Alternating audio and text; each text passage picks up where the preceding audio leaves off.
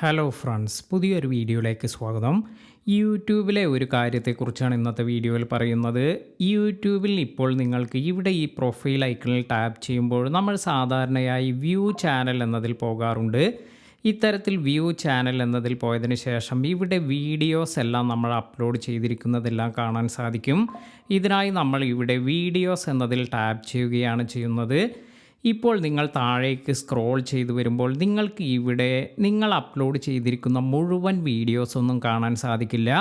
ഏറ്റവും അടുത്തായി അപ്ലോഡ് ചെയ്തിരിക്കുന്ന കുറച്ച് വീഡിയോസ് മാത്രമായാണ് നിങ്ങൾക്ക് ഇവിടെ ആക്സസ് ചെയ്യാൻ സാധിക്കുക.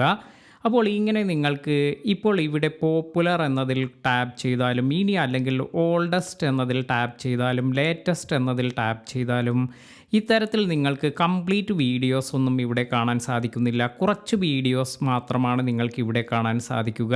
അപ്പോൾ നിങ്ങൾക്ക് നിങ്ങളുടെ വീഡിയോ ഇത് മുഴുവനായി കാണണമെങ്കിൽ നിങ്ങൾക്ക് ചെയ്യാൻ പറ്റുന്ന ഒരു കാര്യമെന്ന് പറയുന്നത് നിങ്ങളുടെ പ്രൊഫൈൽ ഐക്കണിൽ ടാപ്പ് ചെയ്തതിന് ശേഷം ഇവിടെ ഈ ഹിസ്റ്ററി എന്നതിന് താഴേക്ക് സ്ക്രോൾ ചെയ്ത് വരുമ്പോൾ ഇവിടെ നിങ്ങൾക്ക് കാണാം യുവർ വീഡിയോസ് എന്ന് വന്നിട്ടുണ്ട്.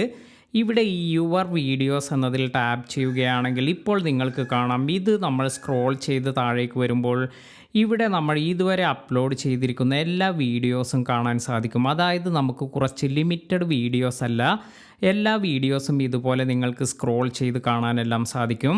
അപ്പോൾ നേരത്തെ ഉള്ള ഒരു ഓപ്ഷനിൽ പോയി ഇതുപോലെ നിങ്ങൾക്ക് ചില വീഡിയോസ് എല്ലാം ഓപ്പൺ ചെയ്യണമെങ്കിൽ അവിടെ നിങ്ങൾക്ക് ഈ ഒരു ഓപ്ഷൻ ലഭിക്കുന്നില്ല എങ്കിൽ ഇവിടെ ഇതുപോലെ നിങ്ങൾക്ക് ഈ ഒരു ഓപ്ഷനിലെല്ലാം പോകാവുന്നതാണ്.